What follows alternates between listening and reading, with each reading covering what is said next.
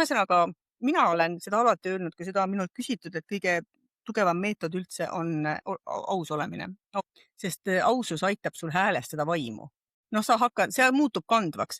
Kui sa oled aus, siis põhimõtteliselt see tekitab sulle ühendusi.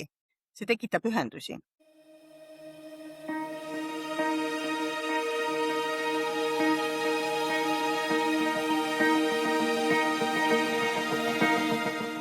Hei, kas sa oled viimasel ajal tundnud, et vana turvatunne ei kanna enam, et justkui midagi meie ümber mureneb, aga mis, seda ei oska täpselt sõnastada. Võib-olla me elame tõesti ühes täiesti uues ajajärgus. Astroloog Tiina Varatalu ütleb, et käes on enese teadvustamise kevad, et me oleme astunud lendlehtede ajajärku. Kindlused, mille me oleme ehitanud, ei tundu enam nii turvalised kui varem. Ja kaose potentsiaal justkui tiirleb meie peade kohal. See puudutab meid kõiki, meie suhteid, tööd, identiteeti, isegi meie sisemist kindlustunnet. Aga kas see on lagunemine või hoopis ärkamine? Tiina, aita meil palun mõista, mis aeg praegu tegelikult on ja mida see tähendab inimese tasandil. Haruldane aeg, aga samas selle haruldase aja sisu ei ole mitte midagi, mis oleks kuskilt nagu ootamatult tulnud või mis oleks kuidagi, ütleme, mitte korrapärane kõrgemates rütmides. Et see on tegelikult ikkagi sama loomulik, nagu laps sünnib või lind koorub või lill puhkeb, et me oleme jõudnud lihtsalt ühte sellisesse kohta, kus ongi suurem struktuuride muutumine iseloomulik, nagu ma just nimetasin neid eelnevaid näiteid, kus inimese eneseteadvus on valmis puhkema ja see on pika teekonna tulemus.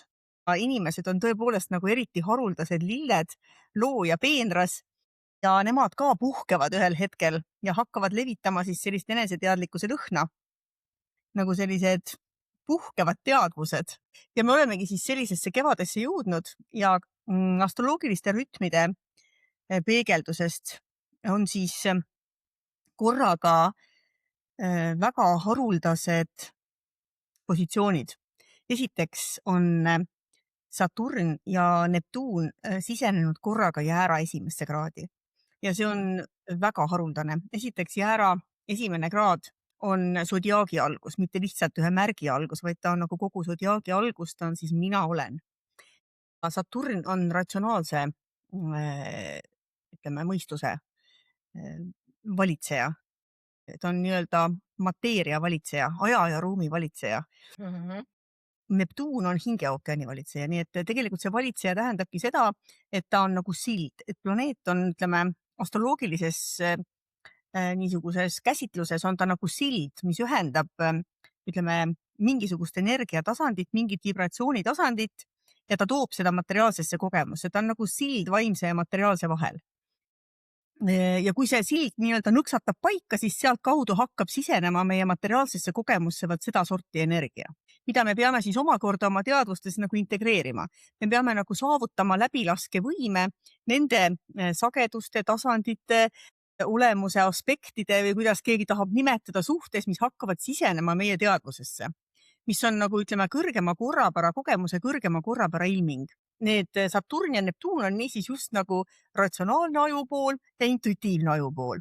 Ja praegu nad on siis sodiaagi esimeses kraadis jääras koos. Et meil oleks justkui kahe ajupoolega pea tõepoolest. Nagu selline teele asumine, kus saab nagu terve peaga minema, eks ole. Et lõpuks ometi mõtleme kahe ajupoolega. Et selline potentsiaal, et ütleme, ratsionaalne mõistus on jõudnud oma sellisesse võimekusse, et me oleme tänaseks siis kantud ammendamatusse inforuumi, me saame kasutada inimkonna ühiseid ressursse, ütleme AI näol või siis ka kõikide meie vestluskeskkondade näol ja me peame võtma uut tüüpi vastutuse sellega seoses. Ja samuti ühele poole teeb see Saturni-Neptuuni ühendus siis sekstiiliga Pluutole ja teisele poole teeb siis Saturni-Neptuuni ühendus sekstiili Sedna ja peatselt ka Uraani ühendusele kaksikute alguses. Uraan jõuab sinna siis 26. aprillil see on siis omakorda informatsiooni õppetund, et kuna Sedna täistsükkel on ligi 11 000 aastat ja uraanil 84 aastat, siis kui sa nüüd kõik need rütmid kokku paned, siis see on täiesti kordumatult haruldane koht nagu eneseteadvuse joondamiseks. no Ja see mis on see inimesele tähendab? see tähendab inimesele kõige lihtsamas keeles, me läheme just nagu õhuruumi oma arenguga, et kui me siiamaani toetusime väga tugevalt maale, väga tugevalt mateeriale, väga tugevalt välisele reaalsusele, meil olid kindlad ruumid, nagu rebu on munakoores, et meil olid kindlad ruumid, väline mõttemaailm oli väga kindlalt paigas, ütleme, autoriteedid olid paigas, niisugune vanemlik maailmakäsitlus, et see oli nagu olemas. Aga nüüd me hakkame siis üha rohkem nagu sisenema sellesse õhuruumi, sellesse lindude maailma ja me peame hakkama toetuma iseendale, sest õhuruumis, nagu ma enne ütlesingi, nagu sa juba näite tõid, et kindluse hakendest hakatakse loopima lendlehti ja me oleme jõudnud nüüd sellesse lendlehtede maailma, sest ütleme, ühest küljest see kindel kaitse on väga hea ja väga turvaline, teisest küljest ta võtab vaimu vangi ja igaüks tahab vanglast ju pääseda.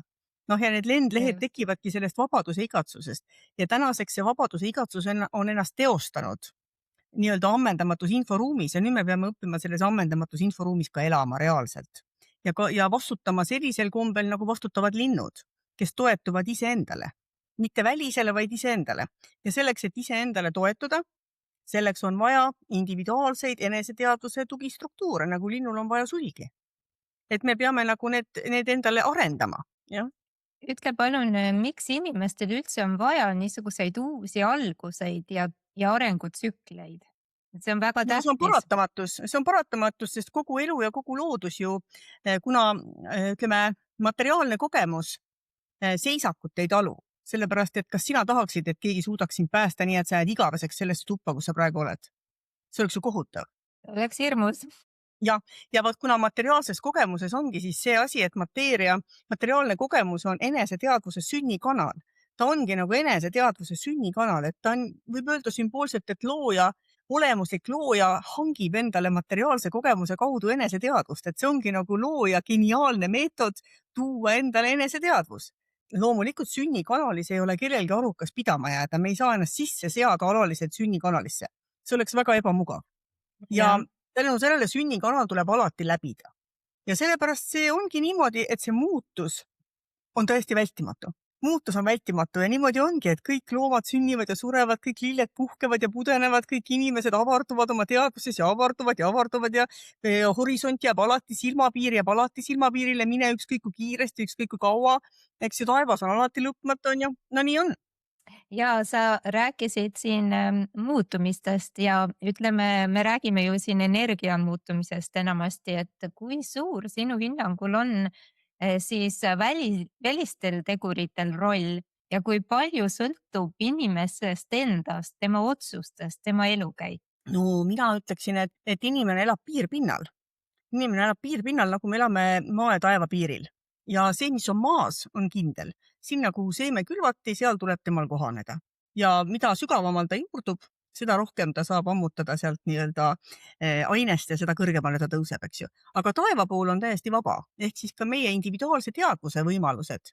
Kas ma julgen juurduda, kas ma julgen toituda, kas ma julgen läbi seedida, kas ma leian mingeid lahendusi, eks ole. See annab mulle võimaluse, kuidas minu individuaalne teekond neid oksi kasvatab ja kuidas ma neid juuri kasvatan, eks ole. Aga see koht, kuhu nii-öelda see seeme kukub, see koht, see, et see on minu ema, see on minu isa, ma olen Eestis, ma olen aastal 2026, eks ole. Noh, juhtusid sellised sündmused ümber minu. Need on asjad, millega ei ole mõtet vaielda, sest neid loob nagu kõrgem korrapära, see on kontekst ja see kontekst on justkui reaalsus. See on see kosmiline printsiip, et igaüks on õigel ajal õiges kohas.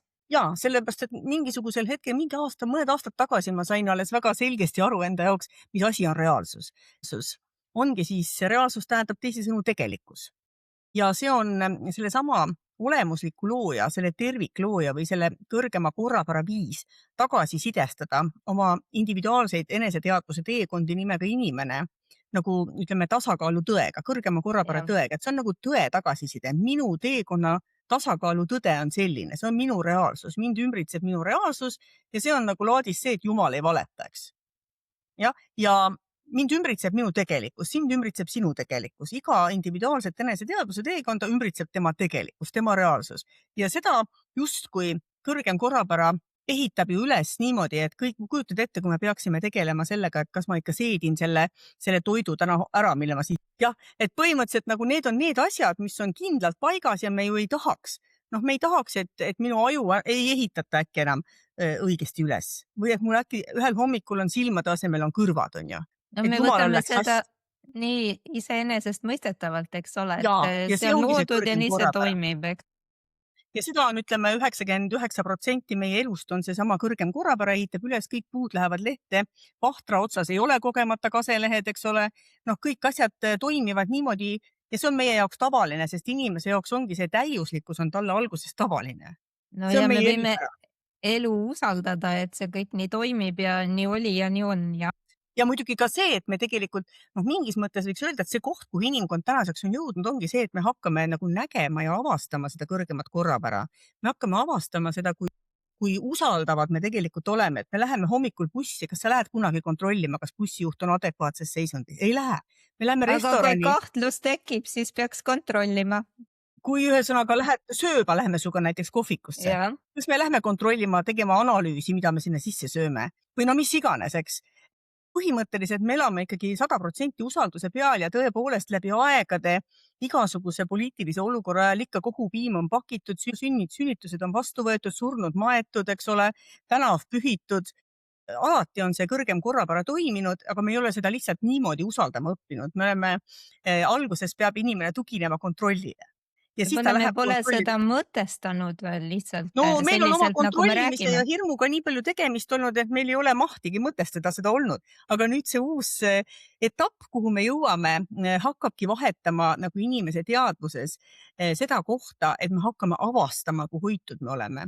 Me hakkame avastama, et see kõrgem korrapära on olemas. Me hakkame avastama nagu tegelikult oma elu maagilisust ja siis see vastutusvõime läheb teistsuguseks. Seda on praegult hea rääkida sellisel ajastul, kus sa enne mainisid, et nii-öelda kaootilisus ja kaosenergia on meie pea kohal, et on millelegi toetuda, kas või sellele kõrgemale korrapärale, et maailm ei lõpe kunagi otsa ja kõik on täpselt välja mõõdetud.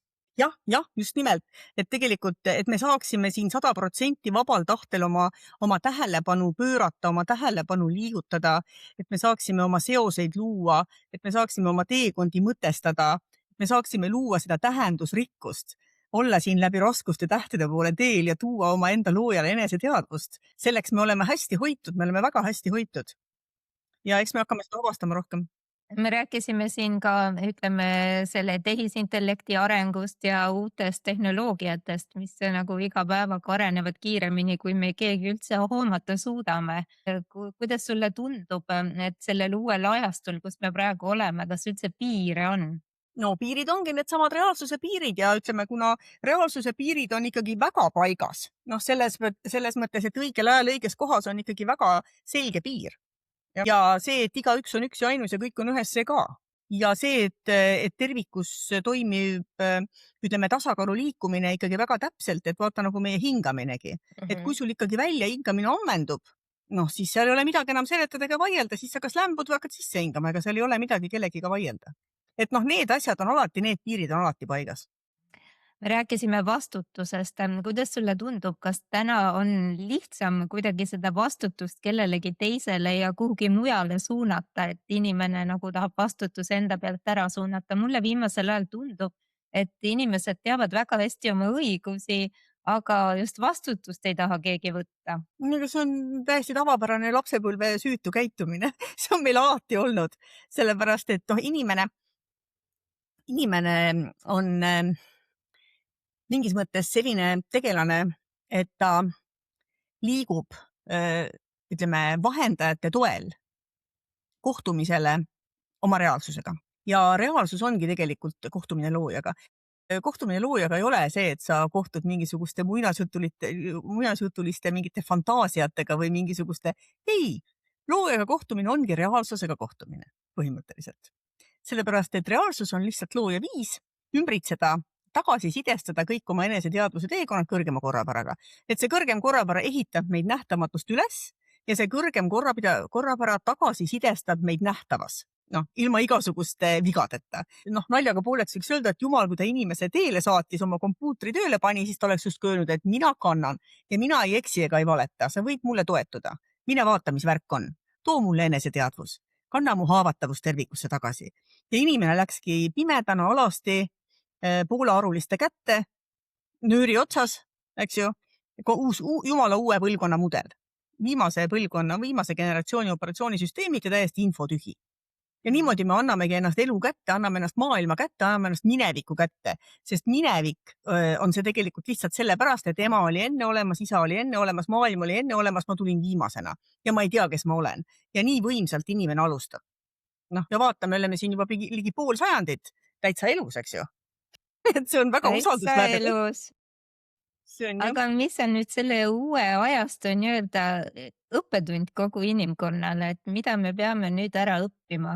No põhimõtteliselt ikkagi see lendamine, ma olen selle üle ise ka palju mõelnud, et kõige suurem pööre, mis minu jaoks on toimunud, on see, et kui vanasti, kui ütleme eelmistel perioodidel oli ikkagi kõige suurem oht inimese jaoks just nimelt alateadvuses. Et alateadvusesse kogunes kogu aeg maha salatud jõud, ütleme alla surutud teemad, saladused, inimesed varjasid, vaikisid ja nii edasi ja meil kogunes siis selline nii-öelda nagu vihane jumal nagu alateadvusesse, kes nõudis siis aeg-ajalt ohverdust nagu läbi epideemiate, sõdade, igasuguste selliste asjade, sest et see jõud lihtsalt suruti alla. Siis tänasel päeval on meil tekkinud olukord, kus alateadvuses ei ole enam mitte mingit vangistatud jumalat, eks ju, aga meil on nüüd inimestel pöörleb päise päeva ajal ümber peade täiesti ammendamatu infoväli, mingi tohutu kaoseline hulk, eks ju, tohutud kiirused, eks ju, et me olemegi nüüd õhku nagu sattunud, eks. Et meil ei ole probleem enam selles, et kuskil mingi vägivald meid ohustab, vaid meil on oht pigem nagu lennata laiali, kaotada ennast ära, ütleme joosta tühjaks. Noh, sa saad aru, nagu selline pidepunkti puudumine. Ohtusid on ju seal avaras laotuses ka palju, sa võid kellegagi kokku põrgata, näiteks interneti avarustes sa alati saadki seal kriitikat ja oled siis avatud ka teisi kritiseerima. No absoluutselt, ja kui sul ei ole tugipunkti iseenda sügavamas olemuslikus ühenduses, siis sa ei lenda, siis sa laperdad, eks. Noh, kui sul on, ütleme, me oleme siiamaani seal kindlustes igatsenud vabadust, aga täna on see vabadus meil käes. Kas see vabadus tundub mulle vabadus või on see kaos?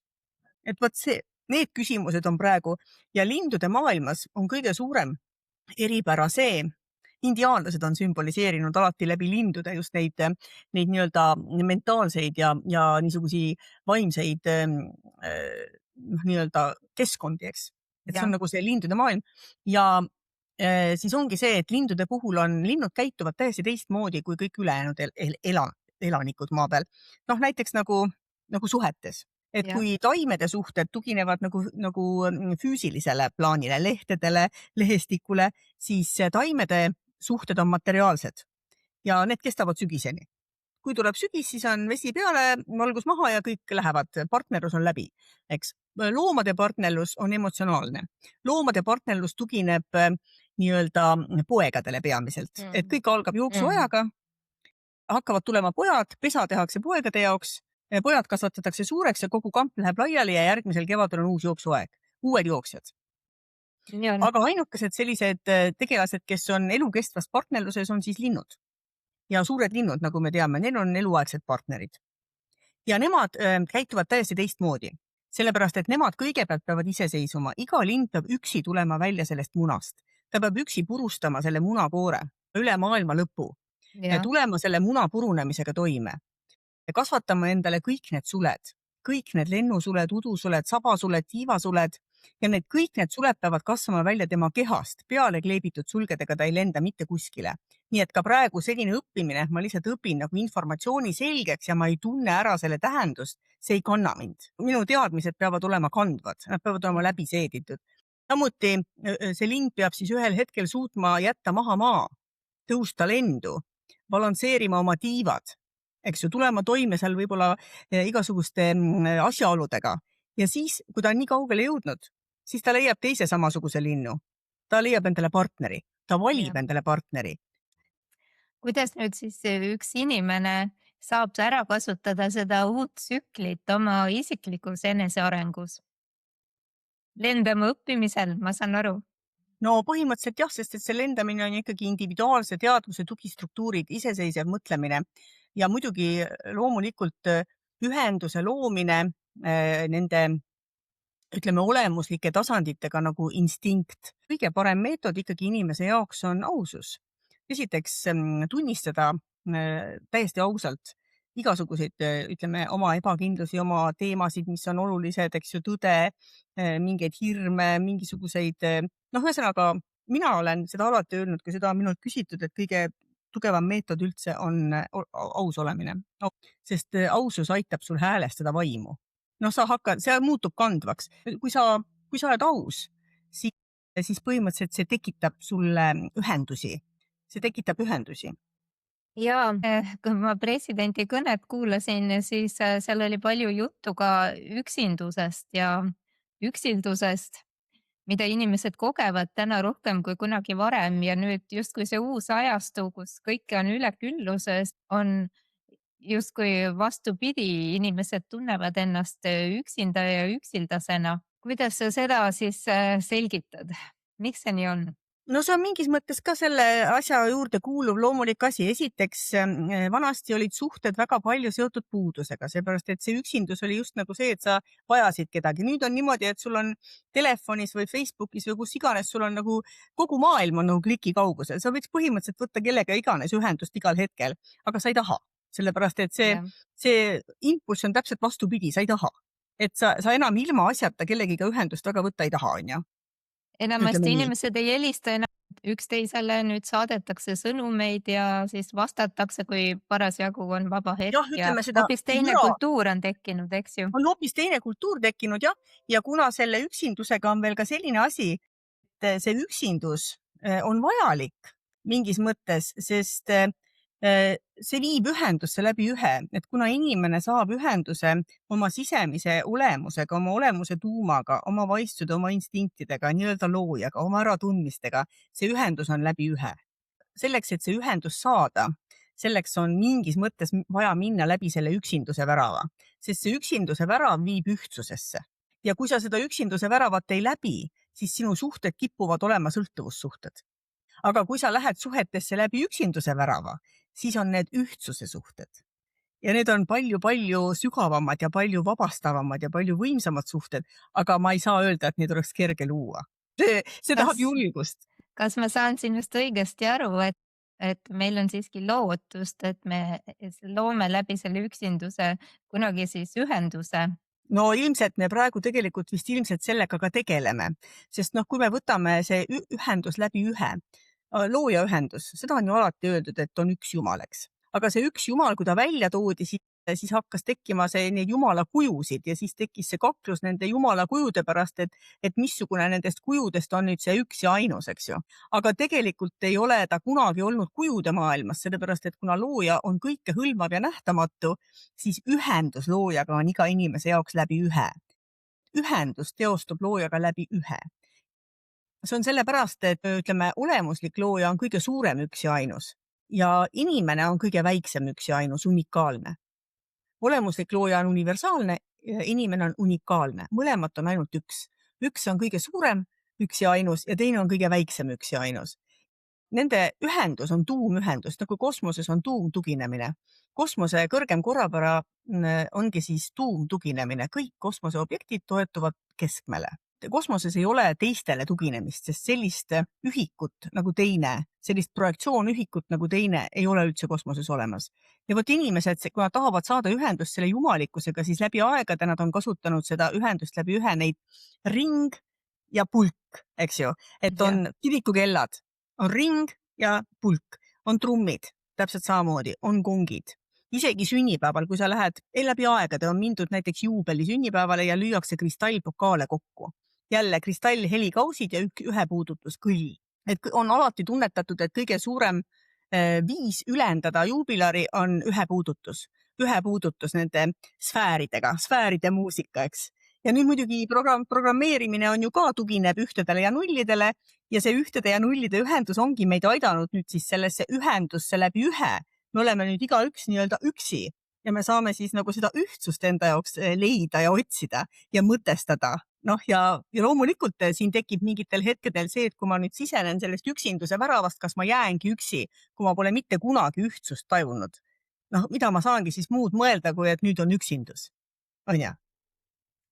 No loogiline, aga samas jälle, kui vaadata teise nurga alt, siis võib tunduda just see kõige tähtsam suhe inimese elus, tema suhe iseendaga materialiseerub selles olukorras. Just, tegelikult täpselt see ongi selle asja sügavam tõde, et inimese suhe iseendaga, nagu see vertikaal, nagu selgroog, sest et see on ju meie tõde, sest meil on igalühel ikkagi, ütleme, üks selgroog ja meil on oma mõistuseks, me tuleme siia maailma sealt ema kõhust üksi ja me läheme siit ühel Ja. päeval üksi.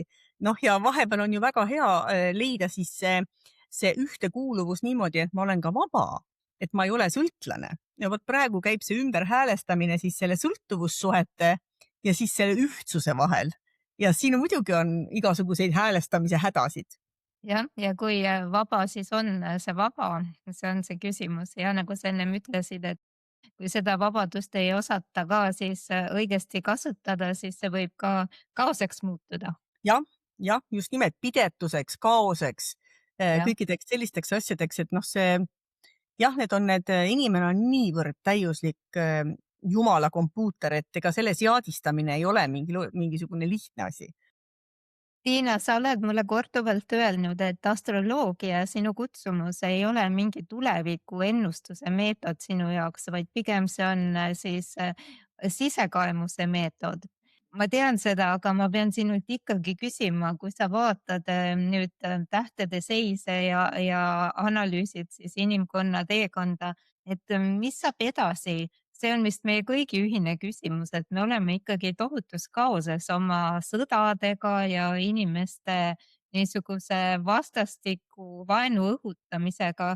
Millal see lõpeb või millal toimub pöördepunkt? No aga meil üks pöördepunkt siin juba toimus, meil toimub viimasel ajal iga natukese aja tagant pöördepunkte, meil on siin juba need failid, mis siin just äsja välja tulid, eks ju. Sa mõtled Epsteini toimikuid? Kõikvõimalikud muud, sellepärast et üldiselt mina olen suhtunud nendesse asjadesse lihtsalt väga rahulikult, sellepärast et ma näen, et see kõrgema korrapära protsessid, nad on nagu loodus. Noh, meil ei ole mõtet siin muretseda, kas märts tuleb või äkki aprill jääb vahele, no ei jää, noh. Et selles mõttes, et need on sellised asjad ja kui mingisugused asjad küllastuvad, et nende suurte protsessidega üks asi on inimese vaba tahe, aga teine asi on, ütleme, kõrgema korrapära küllastumisprotsessid. See on ka üks niisugune vääramatu ilming, et kõik protsessid liiguvad küllastumise suunas ja kui toimub küllastumine, siis nad pööravad 180 kraadi. Et noh, see lihtsalt on kõikides asjades niimoodi. Loomulikult on see ka ühiskondlikes protsessides niimoodi. Meil on isegi moevoolud. No kas või seesama labuubu, noh. Keegi pole kuskil organiseerinud, et üle maailma kõik lapsed äkki tahavad labuubut, on ju. Täiesti absurdne, eks? Aga samas on see tõsi. Aga tal on ka oma fenomeni arengutee, ma tegin sellest ühe podcasti, et kui sind labuubu hingeelu huvitab, siis sa võid kuulata. No jaa, aga ma mõtlen praegu just nimelt seda, kuidas need asjad tekivad. Samamoodi ma olen vaadanud läbi aegade. Kui sa tahad teada, mis teemad tulevad näiteks mingil põlvkonnal lahendusele, kui nad on jõudnud, ütleme, sellisesse laineharja vanusesse, siis just nimelt nende mänguasjad. Kellel olid spinnerid, kellel olid barbid, kellel olid labuubud, kellel olid furbid, kellel olid, ma ei tea, Seburaskad ja keenad ja. Et põhimõtteliselt see on alati niimoodi olnud, samuti nagu kõik need moevoolud ja kõik need, ütleme, protsessitajud. Et ongi, et sa ei saa olla mingisugune hitimees, kui sul ei ole infovoogude taju näiteks, või sa ei saa olla moekunstnik, kui sul ei ole moevoolude taju, eks. Või no, et need asjad lihtsalt käivad kogu aeg kaasas ja nad kõik hingavad, et kogu see kogemus hingab ja sellel hingamisel oma küllastumispunktid. Ja praegu me oleme siis jõudnud sellesse nii-öelda vältiva kaitsekäitumise ratsionaalse mõistuse tippvõimekuse kohta, kus munakoor on andnud endast parima. et ütleme, et see niisugune ümbritsev nagu kaitsekäitumine on andnud endast maksimumi nagu maailmavaatena ja praegu on tekkinud siis võimalus, et me saame hakata minema üle sellesse nii-öelda kõrgema mõistuse faasi ja kõrgema mõistuse teeb kõrgemaks see, et ta on asunud kõrgema korrapära teenistusse.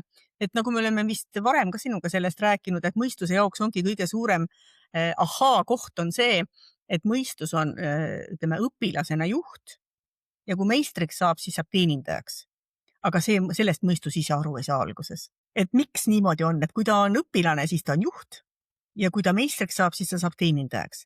Aga see on sellepärast, et ratsionaalne mõistus areneb läbi juhtimise, sest kui ta ei juhi, siis ta ei võta kunagi vastutust. Ja kui ta ei võta vastutust, siis ta ei saa ka areneda. Ta on teerajaja, ta on juht, ta on vastutaja. Ja siis ta ongi sellise käitumisega, et tema vastutab kogu maailma eest, ta manipuleerib, ta teeb igasuguseid vandenõuteooriaid, ta teeb igasuguseid päästeprojekte, ülemaailmseid, ma ei tea, võimu haaramisi ja ma ei tea, mida kõike. Aga ühel hetkel ta jõuab igal juhul küllastumispunkti ja see küllastumispunkt on siis see, kus sünnib kõrgem mõistus. Ehk siis ta ei suuda enam manipuleerida info ja siis tekibki see nii palju räägitud asi või fenomen, et tekib kohalolek. Tekib kohalolek, vabaneb see manipuleerimisega seotud ressurss ja inimesel on äkitselt hoopis teine perspektiiv elule. Aga elu on see sama, lihtsalt teadvus muutus. Et me kogu aeg arvame, et maailm muutub, aga tegelikult muutub teadvus. Vot see on üks väga huvitav koht, kuhu me praegu välja jõudsime. Mida rohkem me sellest räägime ja seda lahti mõtestame, seda kergem on ju siis näha neid struktuure meie ümber ja seda pidevat muutumist. Jah, just. Et me muutume nagu elusamaks seoses sellega. Sest loomulikult võib seal muna sees ju tore olla, aga tegelikult linnuelu on ikkagi märksa rikkalikum, ainult et sellega kaasneb see vastutus. Ja mida mina olen lihtsalt oma nagu sõnumitega tahtnudki võib-olla kõige rohkem nagu edasi anda just seda, kui oluline on ikkagi õppida ja arendada enda igasuguseid toimetulekuoskusi ja igasuguseid kõikvõimalikke muutumise võimekust ja mitte nagu viilida nendest, sellepärast et sinu vabadus sõltub ikkagi väga palju sellest, kui ütleme operatiivses mõttes ennast usaldav inimene on, et kui palju ta saab lubada endale muutusi ja kui palju ta saab lubada uuenemist ja kui palju ta üldse saab lubada ausust ja siirust ja armastust ja et ikkagi nagu minu meelest just nagu see arusaamine selle eneseteadvuse koha peal, et kui oluline on see, et ma muutuksin nagu üldse eneseteadvuse, ütleme võime, et mul oleks võime, sest mis kasu on mul sellest, kui ma saan endale super armastaja ja tohutult rikka partneri ja nii edasi ja ma ise olen täiesti võimetu muutuma. Ma olen ise täiesti võimetu armastama, ma olen võimetu tõtt rääkima, ma olen võimetu midagi juurde õppima. Mis kasu mul sellest siis on? No ega siis see kaua ei kesta, ütleme nii. Jah. Et see arusaamine just. Ja ka presidendi kõnest jäi veel kõlama mõte, et just see kohanemisvõime, meie ellujäämine sõltub sellest paljuski ja seda täna erakordselt rohkem. Jah, ja just selle kohanemisvõime juures on nüüd ka see, et see kohanemisvõime ei ole enam see sama, mis oli vanasti manipulatiivsetes süsteemides, teistekesksetes süsteemides, et ma räägin teist inimest ära. Et minu kohanemisvõime on nagu see, et ma suudan nagu, ütleme, ümbritsevat manipuleerida, ma suudan ära rääkida midagi, eks. Praegu see kohanemisvõime on märksa ausam, sellepärast et see on nagu tegelikult selline asi, et ma pean kõnetama, minu tõde peab olema kandev, minu tõde peab olema äratuntav, minu tõde peab olema inspireeriv, et ärarääkimisest ei piisa, sest siin ei ole kedagi nagu ära rääkida. Nüüd on siis kevad peaaegu meile uksele koputamas. Mida on siis oodata sellelt kevadelt? Kuidas me saame vaimu valmis panna? Mina ise siin elasin üks päev läbi just nagu selle suure pettumuse kohalaine. See Eesti Vabariigi aastapäeva õhtuks mulle saabus kohale nagu selle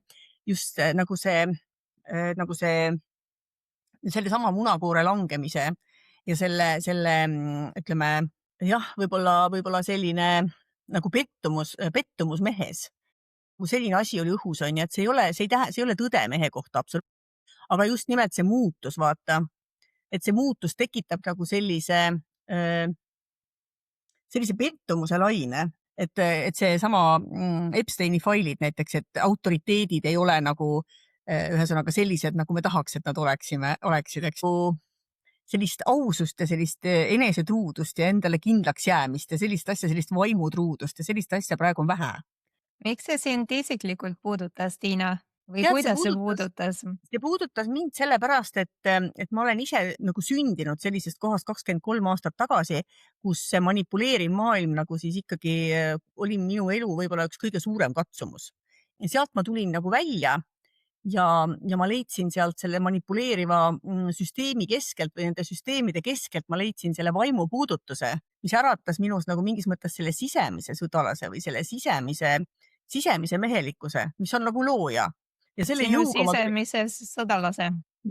ja sellega ma tulin sealt välja, eks ole, sellesama ja sellest on pikk aeg nüüd möödas ja nüüd ma olen siis jõudnud oma arenguga sellesse kohta, kus ma kohtasin välise peegeldusest nüüd sedasama, nende samade struktuuride nagu sellist pudenemist, lagunemist, avalikuks tulemist, nagu selliseid asju ja mul see vari nagu uuesti käis üle teadvuse. See oli nagu väga huvitav koht ja siis ma nagu saingi aru, et see on see illusioonide purunemine. Nagu illusioonide purunemine, et mingi osa minust ikkagi tahtis veel kindel olla. Tahtis kindel olla nagu sellisel viisil, nagu see vanasti oli. Jah, no ja see on igal inimesel on mingid kogemused ja kui need puutepunktid on olemas, siis muidugi tekib tunnetus või déjà vu või kuidas me seda kutsume, et tuletab meelde vanu haavu. Aga kui vaadata laiemalt, siis on ka ju olukord, kus valitsused ja ütleme, terved institutsioonid lagunevad just praegu ja see oli Ütleme nagu niimoodi, selline et tõuge, eks. see vormiline muutus, millesse me oleme sisenemas, see on kindlasti märksa suurem, kui ma oskan ette kujutada. See on tegelikult väga suur ümberkujunemine ja see ei ole mitte sellepärast nii suur ümberkujunemine, et see oleks midagi ebatavalist, aga elus tegelikult need pöördprotsessid, kust nagu ma enne ütlesin, nagu laps tuleb ema kõhust välja, see on täiesti uus maailm, eks ju. Või tõesti see lind tuleb, see lõhub selle munakoore ära, ikkagi, ja kas see tatine tegelane, kes seal istub nüüd seal koorte hunnikus, kas tõesti seda me nüüd tahtsime või? Ilusa muna lõhkus ära, on ju. Läheb ikkagi aega vaja ja usku, et me usuksime, et see uus, mis sealt sünnib, on tegelikult veelgi ilusam. Jah, ja selleks on meil vaja sedasama julgust, et me julgeksime ja meil on ka vaja näha tegelikult ikkagi, meil on vaimusilmi vaja selleks, et näha selle alguse niisuguse inetuse, selle pöördeprotsessi inetuse taga nagu seda ilu, mis sealt tegelikult tuleb, eks. No et me ei võib-olla ole see pettunud. selgub hiljem, Ja see selgub hiljem, just nimelt. ei pea ennast süüdistama, kui me kohe seda näha ei suuda, et Ei selles mõttes ongi, et mina näiteks ka tundsin, et ma lõpuks ometigi lasin endal tunda kõiki neid tundeid nii, nagu nad tegelikult on. Kogu seda pettumust on ju, et see pettumus saaks nagu nii-öelda lahustuda. Et ta ei oleks minu sisemine saladus. Sest minul näiteks oli küll niimoodi, et väga paljusid tundeid me ei luba endal tunda neid. aga kõige hullem, mida üldse tunda selles olukorras on just lootusetus, mulle tundub, et kui nagu kaob ära see illusioon ja tegelikkus on sedavõrd kalk ja külm ja seal tunneli lõpus seda valgust ei paista, siis tekib justkui selline lootusetuse tunne, et see on nagu selline kõige maad ligi suruvam. Kuidas sulle tundub? Ma arvan, et neid igasuguseid maailmalõputundeid kõige erinevamates variatsioonides kindlasti esineb, sest ega see muutus on alati hirmus. Ja nii see on, aga jällegi ilma muutuseta ei ole võimalik, see on ka selge. Ilma muutuseta oleks veelgi hullem. Ja Aga vot inimesed ei mõtle nagu selle peale, et kui muutus oleks ära jäänud, mis siis oleks olnud. Me ei tea seda kunagi. ja see on hüpoteetiline, eks, et me võime ju siin sinuga arutleda, et mis siis oleks olnud, aga ega täpselt ei tea keegi. Jah, aga väga paljud sellised süüdistamised ja sellised igasugused hukkamõistmised tulevad sellest, et inimesed on justkui veendunud, et kui mingi asi oleks ära jäänud, siis oleks parem olnud. Aga tegelikult see ei ole kunagi nii. No siis oleks olnud midagi muud. Juristid alati küsivad igas olukorras, et mis on kõige hullem, mis võib juhtuda. Ja siis, kui see endale nagu selgeks teha ja teadvustada seda, siis see, mis tegelikult juhtub, polegi kuigi hull. Ja vaata, kui me praegu sinuga vaatame näiteks tagasi oma elule. Kõik minu suhted, mis mu elus on lõppenud, see on olnud valus. Kõik igasugused lõppemised on olnud mingis mõttes valusad. Aga kui ma praegu tagasi vaatan, mitte üks neist poleks saanud ära jääda. on ju? muidugi see ongi see asjadele tagasi vaadata, mistõttu ei saagi ju võib-olla, nagu me ütlesime, näha selles praeguses hetkes seda ilu, eks. Aga see no kunagi, igatahes minu arust praegu lootust peab säilima. ja minu arust praegu vaata, kas sa tunned ju ka seda, et see õhk on kuidagi nii kerge. ma ei tea, eile oli kuidagi vahepeal nagu selline, ei olnud nii kerge, aga tänane päev on olnud kuidagi väga selline kerge ja karge. Minu arust kogu see talv on olnud küll külm ja karge, aga väga loominguline ja selline tõesti kerges energias. ja minu meelest ka, minu meelest ka. Aga ma tänan sind, Tiina, selle väga hariva vestluse eest minu jaoks ja ma loodan, et meie vaatajad-kuulajad said ka üht-teist kõrva taha panna. täna me siis rääkisime ajast, kus vanad kindlused enam ei kanna samamoodi nagu varem. Ajast, mis võib tunduda kaootiline, aga võib-olla on käes ka eneseteadvustamise kevad. võib-olla ei lagunegi maailm meie ümber, vaid hoopis lagunevad need kihid, mis ei ole päris enam meie olemusega kooskõlas. kui see vestlus puudutas sind, siis võib-olla on see märk, et ka sinu sees hakkab midagi ärkama. kirjuta kommentaaridesse, mis mõte sind täna kõige rohkem kõnetas ja kui soovid koos meiega neid ajamärke edasi lahti mõtestada, siis telli kanal. kevad ei tule kunagi ilma sulamiseta. küsimus ei ole, kas muutus toimub, vaid hoopis selles, kas julgeme selles teadlikul kohal olla. aitäh, et olid meiega.